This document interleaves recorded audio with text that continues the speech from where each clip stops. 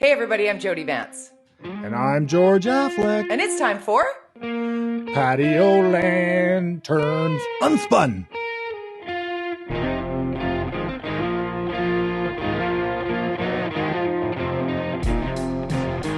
I don't know any more words to that song, but it's patio time. It is.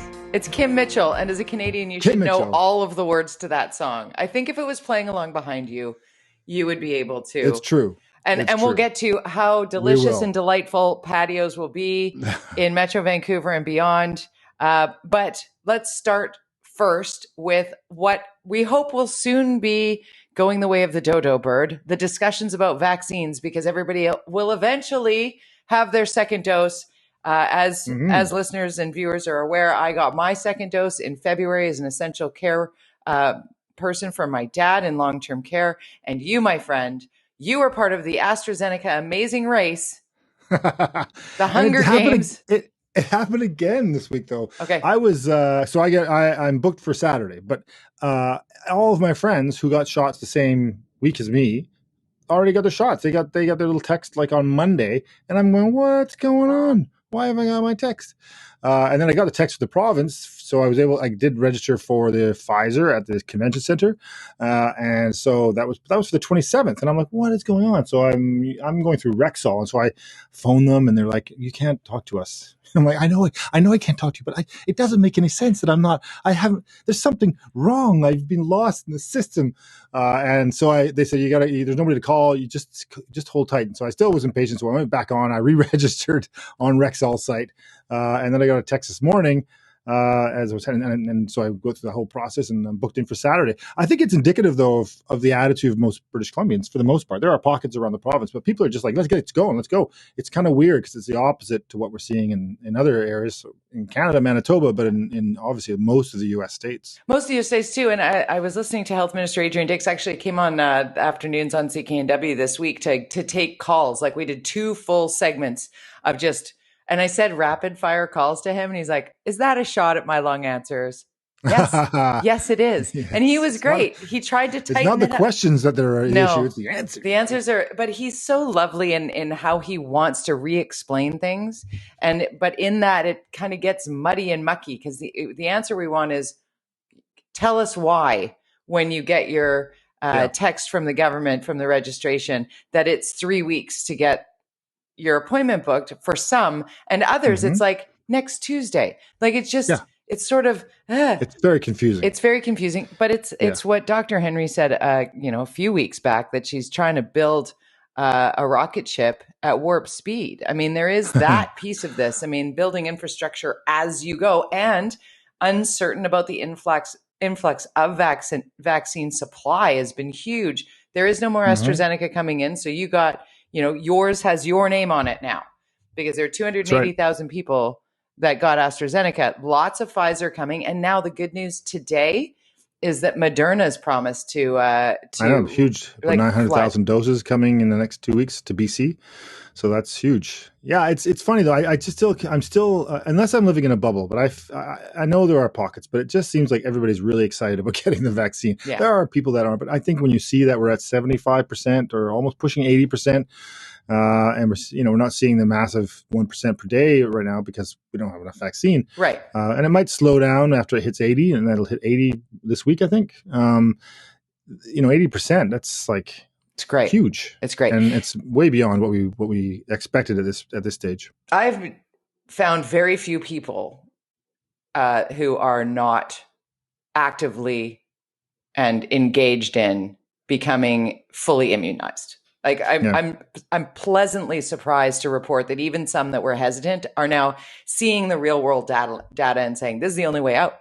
And there is no metal. There is no metal in our arms, and we don't become magnetic. No, and you don't shed virus when. And Bill Gates is not in my brain now. No. I don't think, because I'm a Mac user, so he never was. No. One more thing that I wanted to point out in BC, they keep saying we're not going to do any kind of incentive. You mentioned Manitoba. That's new news. Is in Manitoba, where there isn't remarkable hesitancy, but there's been significant community spread. They have announced that they're going to do a lottery that I believe it's up upwards of $2.5 million that will include scholarships and cash payouts and whatnot to incentivize, I guess. But I love what they're doing down in Washington State. So funny. Joints for jabs. Have you heard about this? Oh my God. Yes.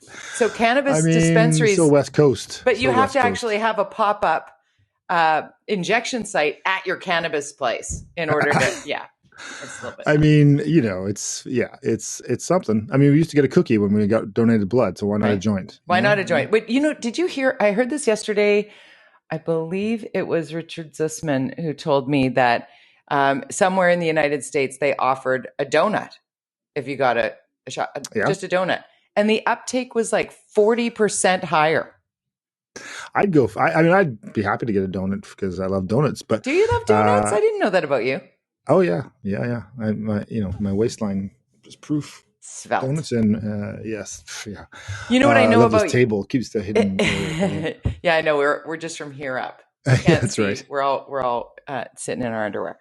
Let's talk about the changes in or the coming changes to quarantine, the border rules, the Canada-US border. Because there was a time, George, where I was like, I don't think it's opening until 2022. What a difference the vaccination program has made. Well, we were saying that when you were saying that, I was already booking flights. Yeah, so I know. And canceling them. I've had a flight booked to England since, I don't know, February, January. I used my points and it was amazing what I was able to get because of nobody was booking. So pretty excited what I got for free. Nice. And I booked a flight. We're going, for a few days in October as well. So I think, one of the things that you and I have been always very cautious too about is, we haven't been slamming the process. I've always been a bit more skeptical about some of Dr. Bonnie's, approaches than you have, perhaps. But I think that we've always kind of said... For sure. Don't you need to spin there, George. I've been team DBH all the way. I'm always a skeptic. That's okay. But I think the one thing that we always it was about, hey, everybody just stay calm. And I think that's the one thing that she's pushed. But it's really... there's not, a lot of it's out of our control, and you just have to kind of just be patient and follow the rules because that's how we will stop the spread. And now we're at 150 approximately, I think yesterday, somewhere in there for 147, I think it was. Yeah. So the numbers are in the right direction. There are only 2,000 active cases in all of BC. So out of 5 million plus people, there are 2,000 active cases. So when we're looking at the daily case counts, which have been significant, and, people are still dying of COVID-19. In the prior 24 hours, we had a reporting period just about to drop this afternoon. But yesterday's reporting period, 3 people passed away due to COVID-19, and one was in their 40s. And when we start, getting complacent, like we got to look at the UK, you mentioned the UK, the Delta variant. For those who are thinking, no, I'm not going to get a vaccine because I'm good because everybody else is getting it. It's like, are you though? Like, there's a reason to get immunized here. And absolutely. It's also go ahead. Yeah. And a story came out of China today that there's the Indian variant's taken over a city. They've had to do a lockdown in China, which is the first time we've heard that in a long time. Yeah. And so the Indian variant is very aggressive, and China, I'm pretty sure, vaccination rate's very, very high. Yeah. So you worry about what this Indian variant, I'm assuming that they haven't fully vaccinated all of China. It's 1 billion plus people. So it's even for a dictatorship like we have in China, it's still tough to get the numbers up to the fully vaccinated. But that Indian variant's even impacting places where we thought they had the whole virus under control. And the Delta variant, as far as they were concerned. The Delta variant that they're talking about in the UK that's on the rise, that's seeing their curve go back up again. Yeah. It's affecting 12 to 25-year-olds. So this is not... and that's the portion of society that may be on delay in getting vaccinated, thinking that they're through this. And, my son's vaccinated. Yours is now. I can't wait for him to get his second. I can't wait for all of us to get our 2 doses. 2 weeks past 2 doses is fully immunized. I think that's where we need to take the conversation. It's not vaccinated. It's fully immunized. And there is a difference between vaccinated and fully immunized. 100%. And UK, as we know, has been a couple of months ahead of us. Yeah. And just to give you a little taste, my in-laws who are in England, South England, and they just left 3 days ago for a vacation in a foreign country, down to the Caribbean. I think that's where they are. Wow. And so it's very complicated, but they did it. They're in their 70s, late 70s. And so they have an aggressive travel timeline, and they're really like, this last year and a half has screwed up their whole system. So they're very, they were really focused on how, as soon as we can get out, we want to get out. And so, but it's complicated. They have to go there. They got to do this, they have to do the whole testing, and then they have to show proof. And then they come back. They have to, at this point, quarantine for 2 weeks when they come back. It may change before they get back. They're gone for, I think, 10 days. So, it's as an example of what 2 months ahead might look like for us, because England's about 2 months ahead of us, 2 or 3 months ahead of us. Yeah. That's like great. Get ready to go to somewhere sunny. I'm excited. Relaxed. I'm excited about the relaxing of the quarantine. As is being discussed now, it's not implemented yet, but it is being discussed now that the rules would be that Canadians who have been fully immunized, so 2 weeks out of dose 2, can travel abroad and return, because you can all travel abroad now, but it's the quarantining that's the problem. But if you come back, you have to take the test, the government issued test, and then go to your home or your residence, whatever, go to your quarantine place and stay there until your test results come back negative, and then you're out. I mean, I could totally live with that. I can live with that. Because I think and I think that there's and obviously the hotel and travel industry are very, very aggressive right now, but getting faster on the whole process of across the border and travel thing. And I'm the whole quarantine thing in hotels was always a bit weird, I thought. Yeah, me too. They were just trying to super deter travel. Like, let's hit them in their pocketbook. Let's hit them literally where they live. But those were not properly run. I heard you talking to Jason Tetro on CKNW yesterday, and he was talking about the numbers actually didn't make a difference. The data was the same if you stayed at a hotel or if you didn't stay at a hotel. So I thought that was interesting. It was very close to the same data anyways. So I thought that was I also loved what Jason Tetro said with regard to the fact that... And Jason Tetro is, by the way, just for those people listening and watching, he is an expert in emerging pathogens like COVID-19. He is a scientist, and he is the host of the Super Awesome Science Show podcast, which is amazing. And he's just got such a wealth of information when it comes to precisely what we are experiencing here. And one of the things that I love about him is that he will try and find a way to put in layman's terms that is associated with something that's very right now. And yesterday, his point was what we're seeing with regard to the Canada-US border was pushed by a domino that is the Montreal Canadiens in the Stanley Cup. Hockey, driving the agenda. How Canadian. How Canadian indeed. Let's continue down our list of things to talk about. George-affleck today at 3:00 this afternoon, depending on when you're watching this podcast. But Dr. Bonnie Henry and Health Minister Adrian Dix will be obviously announcing the last 24-hour case numbers. They'll be updating on all vaccinations and whatnot, but also modeling. I'm very much looking forward to what the modeling picture looks like, because we are 2 weeks out from the May long weekend. That incubation period, like, we are really seeing the curve still flatten, like nosedive down. So people have been doing what we're supposed to do. Hopefully in the days to come, when we're looking at June 15th, we can move freely about the province. We can start doing there was that caveat. That was that caveat for June 15th. It may be changed. This is the goal, but it wasn't going to be for sure. So hopefully they're going to announce we're 100% on track. June 15th is the day. We're talking, 50 people inside. What's the rule? Well, you can have a 50-person gathering. You can have a barbecue. You can have a barbecue. You can have up to 6 people who are not in your household inside for dinner. We're starting to do the things like that. Freaks me out. Just the thought of that. I'm not even sure I know how to do that anymore. I don't know how to do that anymore. I think we should all just sit outside. You have to cook. I love that. But you know what? I'm fully ready to start to ease up. I'm a little bit nervous about the jumping all the way back into it. I think for me, it's going to be a little bit of a process, because I'm still a little gun shy with my elders. Like, I want my parents fully immunized, and they're not yet there. They're getting their second shots this week. This week. So it'll be 2 weeks from now. So by Canada Day, I'll feel way better. Yeah. So, but that's just me. Great. I've just put that on my side. I've got 3 people who I care for or am involved in their day-to-day lives who are in their 80s, and all of them are immunocompromised. So I'm just in that precarious sort of position. I'm kind of like taking care of old growth forest. Worst segue ever. You want to talk about Fairy Creek before we get to the city of Vancouver? Yeah, okay. Let's do that first. Well, I mean, the province has decided that, with First Nations, that they're going to take a 2-year sabbatical from cutting down old growth. So, yeah, I don't think it'll end it's an interesting. protest. What was the line that the Premier used? You love this line. And I love this line. Oh my God. Are you okay? Ready? Yeah, go. This is not your grandfather's forestry industry. This is your grandchildren's forestry industry. I loved it. That's totally woke, man. Woke, dude.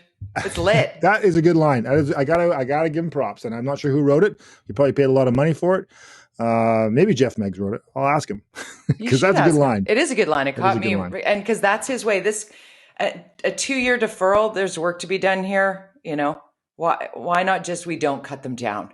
Why don't we find another area that gives the equivalent of that amount of lumber and that amount of money to the people who own and whose land that old growth stands on? Like, it feels to me like the spin is real. Like there's a way of doing this. There's enough forest to not tear down the most ancient of ours in the name of making guitars. Come on. I love my trees. I'm a bit of a tree hugger, but I'm also sitting in front of a wooden table. You also love music, but I also consume, right? So I'm not a hypocrite here. I just don't understand why we can't just permanently figure out how to not cut down trees that are 100 feet around. Eventually, too. You know, there is a. Anyways, fair enough. I'm not going to get it. But that's different. That's for an arborist to decide, not a forestry industry individual, salivating at the size. I get it. I get it. But, it's that complicated relationship. And it was only because the First Nations together decided that they would also, the Premier was kind of leaving it to them to decide the process moving forward. It's a very complicated little file for the NDP who want to be all woke and industry supportive of First Nation but also are very, very tight with the unions. Yeah. So it's a complicated file for them because they can't please everyone. No. In fact, and therefore please no one. Although I must say that it's interesting. It's COVID has caused such craziness that the polling numbers for the Premier are still pretty strong. He stayed pretty solid, which is a statement. 67 or 65%, which is a big number. It's also because the BC Liberals have no leader, really. So, but it's really, I think it's almost, you ask even people who are Liberal supporters, they kind of just want to get over this. They just not having Dr. Bonnie in charge anymore. Like, let's just get back to having normal world of, even if it's John Horgan. Can we just get back to our democracy, please? Can we just get back to it? When we get back to that, that also means we're done the other stuff and that we get back to our normal democratic process, we hope. And I think who cares who's in charge as long as we get back to that, because it's important. It is important. And you know what? We didn't get an opportunity to talk about this off the top, but our segue into municipal politics, we have a big fan of this podcast. And I'm not sure if I've ever told you, but it's Bill Good. Oh, yeah. He's the actual Bill Good. Yeah. He loves this show. And he reached out to me. I know, right? I'm very flattered, but he reached out to me yesterday and said how frustrated. He said, Georgie and I, his wife and he had gone for a drive around Stanley Park. Yeah. And he said, and Georgie goes, isn't this just such a beautiful park? And his response was basically, it used to be before these pylons were everywhere. Like, he was mad. And then he's like, why do they need the parking lot in front of the tea house? And his son had proposed to his daughter-in-law at the tea house. I got married at the tea house. He can't believe what's going on and hurting the small businesses. Like, he's really feeling it and feeling. And I said to him, as I was like juggling 9 things, he called me just before doing the show yesterday on CKNW Afternoons. But I was like, I'm here for this, Bill. I am here for this. I hear you. Sure I am with you. But he's like, what can we do? And I said, we need to vote out the Green Cope Alliance of the Park Board, October 15th, 2022, which is George-Affleck's birthday. I even said that. Get your gifts ready. But it's like, and he goes, why do we need the park board anyway? I'm like, oh, here we go. I mean, oh yeah. Okay. So, well, that's not, and that's Ken Sims thing. He's going to get rid of the park board. It's not going to happen. You can't. But yeah, I think, and there's been stuff happening in the council this week, and it's just like, and all the chaos on the right side of the spectrum politically with John Cooper and everybody running for mayor. And all these independents who are not going to win again, and unless they align with a party that somehow breaks through, but I don't see that happening. So it's likely on council, I would predict that you'll have a very, very left-wing council next time, very left-wing, and I can't see park board changing either. I really can't. I mean, it would take a miracle for John Cooper to pull off this, and to be able to inspire people to not to vote for all the other people that are running on the right side of the spectrum, and to go with the NPA, and so you'll see people, and there's decisions made at council this week that are very telling. There was a motion on the floor from Sarah Kirby-Young and Lisa Dominato related to speeding up the whole permit process. And part of that motion included putting aside some of the greenest, those initiatives that were very green, the environmental policies that were put in place, climate change emergency gas stuff, all the climate change stuff, right? And that part of the motion was not permitted. That kind of said, no, we're not going to move straying away from that. Developers can suck it. They can do it. And some of the developers came and spoke and said, not a problem. Just can you just speed up the process? So they did approve a good chunk of the motion, which I think is a really good motion. And if anybody wants to go read it, but it's pretty solid in how staff are required to report back. There's a process and I'm pretty sure they might have worked with staff on this motion that lays out how they can speed up the permitting process. It does, however, yeah. So it does, although not being able to just put stuff aside, like, okay, can we just grandfather, anybody's got their permit right now, just don't worry about that stuff. That would be the fastest way. And that's kind of what the original permit, in a way, was sort of like, let's just put everything aside. Let's just go bam, bam, bam, bam, bam. Let's get stuff done. Yeah. So developers are just, and developers, by the way, when I say developers, I don't mean everybody's a developer. Church group is a developer that wants to build it. Anybody building anything is developing something. Yes. I agree. They're not, it's not a dirty word. It's not a dirty word, and it got a dirty word sort of connotation at one point because it felt like big developers were getting the backroom deals, right? It's like, well, if you're going to build a casino, or whatever. No, I mean, so I can't build my lane house. Is a developer. The province is a developer. So it's important to think about this. How do we? Yeah, sure, you'll help some really rich developers as well, but you also help groups who have, I remember as a kid, grew up in Langley, there was the Lions Club built almost all the seniors housing in Langley when I was a kid. There was all the Lions this, the Lions Club this, my grandmother lived in the Lions Club facility. I don't know how they did it back in those days, but they did it. And they did it through private funding and provincial funding and federal funding. And anyway, so that makes the Lions Club developers. I talk the developers? Can I talk to you about something that's definitely getting under my skin? This whole mobility pricing. Let's build a wall around downtown Vancouver and charge people for driving through it. I honestly believe, having lived in Ontario for 10 years and driving down to Detroit and realizing how hollowing out a downtown core will eventually look, if it looked like an apocalypse because nobody can afford it now. You're going to add costs. It's ridiculous, George. And they're going to spend about $1.5 million researching it too. Great. I think that, and one of here's the stats on driving into the city. It has been, and I had to drag this out of staff when I was there. So basically, because we're asking, well, building more bike lanes, evil bike lanes, stopping traffic. And there has been an absolutely intentional strategy to restrict car movement into the city. Clearly. Less cars is a better, and so they often talk about percentages, but I said, how many cars are coming into downtown now compared to, say, 25 years ago? And the answer was the exact same number of cars are coming into the city right now as there did 25 years ago. It's just that there's less space for them to drive than there used to be because we built a city for cars that continue to expand. So in a way, having the same number of cars come into the city is a huge success. Yeah. One of the biggest drivers of getting the cars, less cars downtown was the Cambie, the train, the Olympic Canada line to the Canada line to Richmond. That reduced, and so public transit, as I always would argue, bikes are great. Bike lanes are great. Whatever. Bikes are great, but they're not and I getting would always from argue, Langley. You're not coming in from Langley to work downtown on your bike. So if you want less cars downtown, you need to get more public transit built. We have an electric trolley system in the city. It's amazing. Yeah. But, we probably could expand it. And those are green, it's green transport. The added transport. We have a train system being on Broadway. Yeah. We don't need this kind of just policy that's a cash grab. I don't know what it is. It's going to kill business downtown. It's not necessary. It's not. We're succeeding based on the transportation plan. The 2040 transportation plan has a clear path, and it's very clear about how we will do this and achieve success.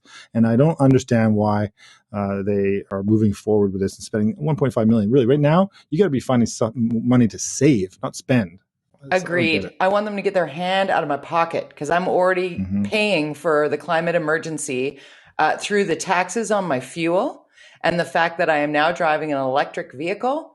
I would like infrastructure built to charge my vehicle for those people who want to drive an electric vehicle who don't have a garage, who don't have a detached home. I want there to be a huge outcry to figure out to use city dollars to create charging stations. I have no problem paying for that electricity. You got to drive to Richmond right now to get in. If you have a Tesla, for example, 100%. You have to go all the way pretty much Richmond to, I think it's Richmond Mall or whatever it is. I found a couple of little places around town. There. Yeah, but you pretty much have to wait in line. Yeah. Yeah, it's crazy, and there's no priority for that in the city, and because it is an anti-car council for sure, and it doesn't matter if it's electric or non-electric. They don't want cars in the city, so they're going to need to get over that because unless we've got better transit, as you said, we all need to drive.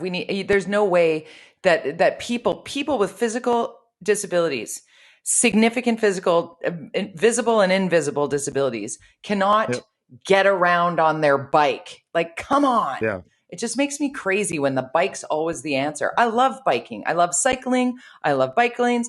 I don't want velodromes in my park. I want to be able to get around and I want it to be meaningful. I want to be able, my aunt who's in her 80s, who needs to go get her shot down at the convention center, it's causing her all kinds of stress and anxiety because she's like, I can't drive down there. There's nowhere to park. You know what you can do to relieve your stress, Jody? You can go to all the patios that we've now going to have in the Granville Street. There's going to be patios. My dream of the future has coming true that I've tried twice when I was on council. George. I did it. I did it by not being there. By not being there, I did it. I did it. I should not be places more often because apparently there's great success. We're kicking you out of Dodge, dude. We don't need you anywhere anymore, and everything will be better. Ouch. No. Ouch. So it's great. The patios looking like they might be permanent, which is great. There's a massive expansion of patios, something that I think we've always should have had. There was a moratorium when I was on council about putting patios. A moratorium for downtown. No new patios because they attract, I don't know what they were, bad people. I mean, citizens, taxpayers. No, it was because some squeaky resident was like, not in my yard. I can hear them after 10. Yeah. Okay. There's all the whole drug stuff. Move out of the city. And then Granville Street will be closed for the summer, I guess, pretty much, but not really. It's kind of a weird one. Just shut it down or not shut it down. It's a start. It's a start. We've got to move those bus lines off there, as you said. Hey, move that bus. When people want to be following us on social media, you go to Twitter and you go to George_Affleck. George_Affleck. I'm at Jody Vance, Jody with a Y Vance. If you've got ideas of things you want to talk about or hear about on our podcast, please do send them along and copy in our Twitter handle at UnSpun Podcast. Obviously, you're at the Orca.ca, reading there every day. Such great content curated by our editor-in-chief, McLean Kay. He puts together the Fin every weekday. I love that. It comes in. I read everything that is on there. He has funny little ways of setting it up. I enjoy. Saves me a whole bunch of time. I know, right? And they don't sell your information. You just put your email in. It comes straight to your inbox. That's it. My column this week, I'm trying to get a little bit creative for grads of 2021. And I know the grads of 2020 had the shortest end of the deal, but we were all in terror mode back then.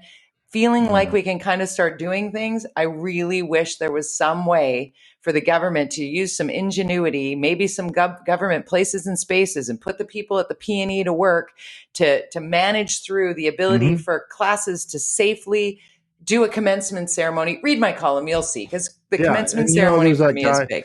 Yeah, it was a good call, and actually, did you see the guy yesterday? There was sort of the guy who sang the Whitney Houston song to his grad class. No. And I Will Always Love You, and he was in a stadium situation, so it was sort of what you were describing. Oh. And he sang. The head of the school sang that song to his class. It was very touching. It's on Twitter, but I love that. It's sort of what you're talking about. Like, let's have a big space and not have many people in it. Why not? Why not? Yep. Can you imagine BC Place? That's a government building. It's not being used right now. You could have spaced, socially distanced classes of 2021 waiting. It could be an event. You could have an AV doing all the camera work as though it was a Lions game, and then give each one of those classes. Sounds like a moneymaker. There's something to remember. It you know what? It's a people builder. It's something that gives. I mean, I just feel like that moment for me was so big.